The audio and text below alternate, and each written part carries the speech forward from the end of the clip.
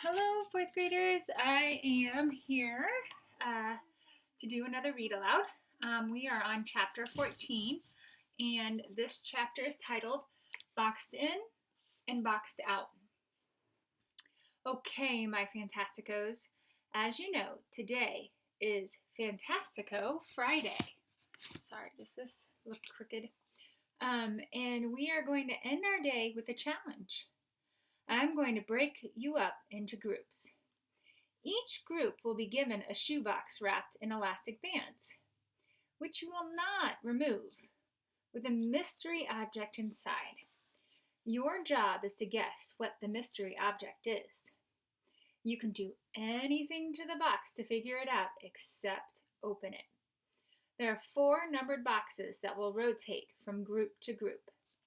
You have 10 minutes with each box, so be sure that you write down your guesses. At the end, we'll open them up to see what each object is. He claps once loudly. Any questions? Everyone looks excited.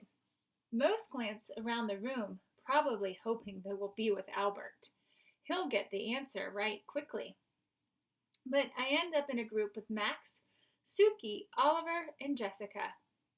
I briefly consider going to the nurse, especially when I have to stare at all of Jessica's friendship bracelets. I wonder if each bracelet is from a different friend. I glance down at my empty wrist. Box number 1 is dropped on our table. Oliver grabs it and shakes it hard. Jessica folds her arms and rolls her eyes. Her response to anything not done or said by Shay. I look across the room. Shay is in a group with Albert. She's holding the box and talking. What a surprise. Yeah, Max says, taking the box from Oliver. My turn. I'm surprised when Suki speaks up first. Oliver, we all need a turn, so we must plan. 10 minutes and 5 of us, 2 minutes each. I think about the nurse again. I could lie on the comfortable bed and think. I've come up with so many of my best sketchbook ideas pretending to be sick down there. Max has been shaking the box. He throws it into the air once and catches it. Whatever's inside is heavy, he says. Oliver says, maybe it's a kangaroo. Jessica looks at him in disgust. Oliver shrinks. I was just kidding, he mumbles. This makes me mad. Max hands it to Jessica, who gives it a little shake and says, I think it's a wooden block, like maybe one of those alphabet blocks. When will it be my turn again? Oliver asks. Suki is taking some kind of notes or something. Looking up at the clock, she says, Oliver, you have 25 seconds of your time left only. Oliver takes the box back and sniffs it and tries to hear something by pressing his ear to the top. Mr. Daniels calls from the other side of the room. I love that, Oliver. Creative investigation. While I wait for my turn, I wonder why Oliver always smells like graham crackers. Finally, I get the box and put it up to my ear and tilt it. Whatever is inside rolls rather than slides. It must be round. And Max is right about it being heavy. I tilt it again, and with my palm on the side of the box, I think it's a baseball, I say, handing it to Jessica. She does the same test and surprises me by saying, I agree, feels like a baseball. Wait, I say, taking it back again. I tilt it again quickly, and the object hits the other end hard, and then lightly. It bounces. I say, would a baseball bounce? I ask, turning to Max. Nah, I don't think so. Maybe it's rubber, like a lacrosse ball. After Suki tests the box, she writes down our answer. Then we get the second box. The second item slides rather than rolls. I can tell because it doesn't move if the box is tilted a little, but once tilted more, will move all at once. And I can feel it scraping along the bottom. It's weird, but I can almost see it. It's heavier than an alphabet block, but I think it is a shape with all flat sides. Oliver tells me that's cool. I'm so good at this. I forget to say thank you because I'm shocked. But then I also forget to be nervous, talking to everyone and feeling like I can do this as well as everyone else. And it is the best feeling ever. Suki hands the box to me. Your turn to go first. The third box is harder, but I guess it's in the shape of a magic marker, but much bigger and heavier. It slides one way and rolls the other. I glance over at Albert, who is listening to Shay talk again. Keisha is doing the talking in her group, but she is making everyone laugh. I wish I knew what they were saying. When Mr. Daniels delivers the fourth box, he stays. While Max tries to figure out what's inside, Jessica constantly compliments him on everything short of breathing. Max tells us that he thinks it's something light because it doesn't hit the sides hard. When it is his turn, Oliver looks up at Mr. Daniels. So what do you think there, Oliver? I can see Oliver wants to be right. He tilts and shakes and describes it's a quarter. Mr. Daniels nods and pats him on the back. That's an excellent guess. Well done, Oliver. Am I right? Oliver asks. You'll have to wait and see, Mr. Daniels shrugs. Can you just tell me now? Sorry, bud. Oliver seems disappointed. Then he looks up at me. Holding out the box, he says, Here, Allie, you're the best at this. Jessica's face looks as if she let out all the pressure. She'd fly into the air like a rocket to the moon. Allie? Mr. Daniels asks. Huh? Sorry, sometimes when I think I forget to talk. He laughs a little. I hold the box in front of me with the long side almost touching my stomach. I tilt the box front to back and then side to side. This doesn't make sense. What are you thinking, Allie? He asks. Well, I begin. If I tilt it front to back, this object hits the long sides of the shoebox. But if I tilt it side to side, the object doesn't hit the short sides. In my mind, I see the object must be the size and shape of a magic wand, because it moves with a lot when tilted in one direction, but not when tilted in the other. What? Oliver asks. It doesn't make sense, I say. I look down at the box and shake it side to side hard. I can't get the object to hit the side of the box. The more I shake side to side, the more it hits the top and the bottom of the box. Confusing. I look up at Mr. Daniels and his half smile and scrunched eyebrows. Wait a second, I smile. Would you trick us? What do you mean, trick you? I shake it again, tilt it some more. The object hit some sides, but not all sides. Did you tape it or tie it or something? His eyes widen quick and he smiles, and then he laughs. He laughs loud, bending over and resting his hands on his knees. And then he swings his head to the side to look over at me. By this time, the whole class is watching him. Wow, Allie Nickerson, that's amazing. I have done this with over 100 kids, and no one in all of those times has ever been able to figure that out. He reaches over and takes the box. Taking the elastic bands off, he opens the box to show us all what's inside. It's 2 glue sticks tied together with string, and then the ends of the string are taped to the sides of the box, leaving the glue sticks hanging in the middle. He comes over and does something a teacher has never done to me once in my whole life. He high-fives me. Chapter 15. Ungreased Gears. For homework, Mr. Daniels said we have to write a paper describing how we feel about a short story he read. Today, he says, there's no right or wrong answer. He just wants to know our thoughts. Part of my brain knows that this shouldn't be that hard. I would be able to tell him in 2 minutes how I feel about it. But I'll be celebrating another birthday by the time I get it written down. And when I do, he probably won't be able to understand it anyway. Travis comes in the back door, drops his bags, and takes off his steel-toed boots. Hey, Squirt! The smell of garage fills the kitchen, but I like that. Hey, I say, trying to get the thoughts floating around in my head to land on the paper.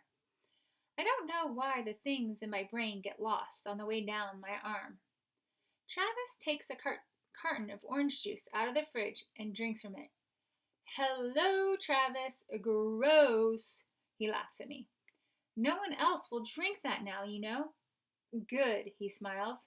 My plan is a success. He walks away, taking the whole carton with him. Travis. He stops in the hallway after taking another swig. Yeah? I know what his answer will be, but I ask anyway. I'm desperate. Can you help me?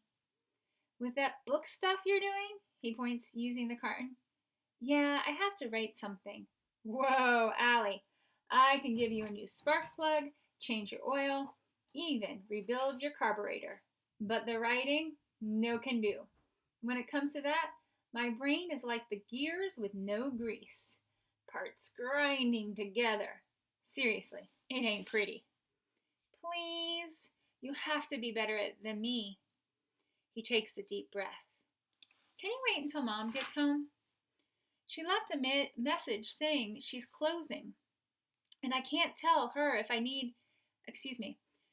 She left a message saying she's closing, and I can't tell her I need help that late. She'll be mad. Look, you know, I'd love to help you out, but the whole thing, it's like asking a blind man to drive a bus. Besides, he says, sipping again, I'd rather eat a bag of hair. He's trying to make me laugh, and the picture in my head is funny and kind of gross. But I can't laugh. I can't. I'm too desperate. I must look sad because his voice is sweet. Seriously, Al, I would help you, but I'm no better at it than you. I'm really not. The next morning, I'm trying to decide if I should turn in my paper, knowing Mr. Daniels will probably think I spit it out in 2 minutes. The truth is that it cost me my whole night and a headache that was so bad. It reminded me of the Queen in Alice in Wonderland, always yelling, "Off with her head!" just because I thought that it would be a relief. I worry that Mr. Daniels will I worry what Mr. Daniels will say about it. For now, he's in the hallway with another kid. Good morning, Keisha says. I have something for you. And she holds out a cupcake. Cupcake, Max says. Put your eyes back in your head, Max. This is not for you, Keisha says. Me want cupcake, Oliver says, flailing about a bit. Me love cupcakes. You're such a freak, Shay says. That's Cookie Monster who talks like that. Oliver gets dead serious. Not a single thing on him is moving except his mouth.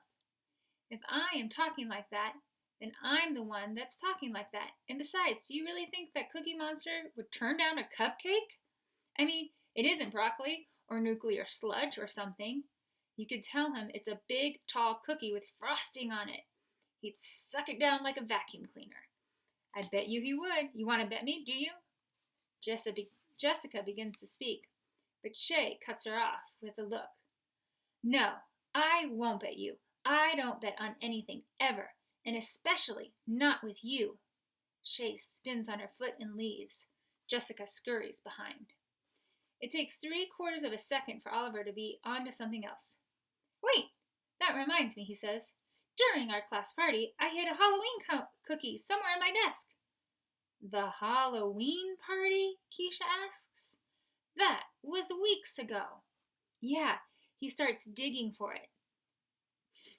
Things falling to the floor as he searches. If it's there, it's probably as hard as concrete. Keisha turns back to me. What is with this class? They lose control over food. She shakes her head and then pushes the cupcake toward me. For you. For me, I ask. Nobody ever brings me anything, except trouble. Yeah, of course it's for you. Why? Because I'm still cracking up over what you did with those flowers, that's why. She cuts the cupcake in half and shows me that it says "Wow" inside. I'm happy. Mr. Daniels walks back into the room.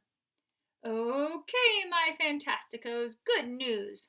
All homework assignments have been passed in today. That's worth 5 extra minutes of snack time. The boys are as excited as if they've heard there would be free pizza delivered too. I hear Keisha kind of laughing to herself. I figure it's because all of the boys are going nuts. But then she turns to me and says, "You've got guts, Allie. I respect that." I like that too, but mostly I like that she likes it. "Hey," she says, "you want to sit together at lunch? I've been sitting with some people, but I don't want to talk to them and they don't want to talk to me. And you sit alone, so." A mind movie shows us sitting at a table talking and me being happy. "Allie, what do you think?" "Oh, yeah, that would be great. Thank you." After the best lunch and recess I've had in a long time, Mr. Daniel waves me up to his desk. He has my homework and my journal. He's trying to look all happy and light, but I can see the seriousness underneath. "Hey, Allie, I'm glad you turned in your homework, and it's more than you usually write. That's great." I stay quiet.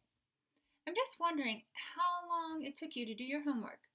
I'm not going to ask you to make any changes or anything. I'm just wondering." This feels like a trap.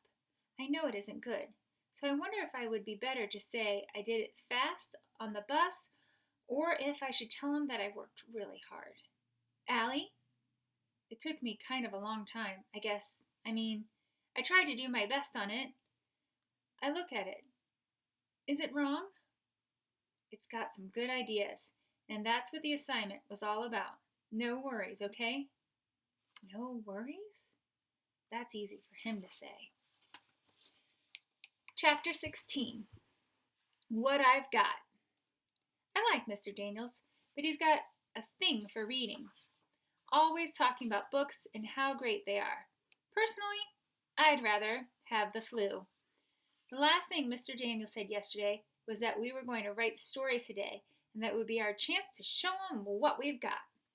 The only thing I've got is a plan. With a big piece of cloth and a safety pin, my writing arms hang in a sling. How can he ask me to write like this? I'm feeling pretty proud, I must admit. All I have to do is remember not to move it. I wish it really did hurt. It would be easier.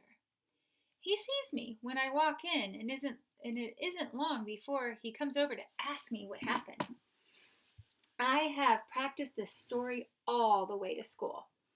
About how I tripped over my cat on the stairs and fell. "You have a cat?" he asks. "Yeah," he nods. Then he glances down at my sling. "Is it a new cat?" "No, we've had the cat forever. A regular member of the family," I say, feeling like I'm starring in a commercial for something I'd never eat in a million years. He has a weird look on his face when he says, "What's its name?" "Whose name?" "Your cat." I panic. "Pork Chop," pops out of my mouth. He laughs. "Pork Chop the cat, huh? I bet the dogs in the neighborhood like that." I'm nervous and embarrassed, wondering why I have to be so weird, wondering why I now have to watch the mind movie in my head of uh, a head of a furry meowing pork chop with a tail. But when the rest of the class sits down to do their writing assignments, he says I can read a book. I stare at the letters and watch them dance and move on the bright white page. My eyes ache and my head hurts. Mr. Daniels watches me, so I look down at the page and remember to turn it every once in a while. With my eyes closed, I watch bright movies of me flying, one of my favorite movies. In this one, I'm flying just above the water, my stomach almost touching it, racing toward a castle filled with blue light. I open my eyes a bit to watch the others write. I look at the page again. I even try to read some. I really do. But I can't help wondering why Mr. Daniels keeps looking over at me. All right, fourth graders, here ends our read aloud for today. I hope you enjoyed it, and we'll continue tomorrow. Bye.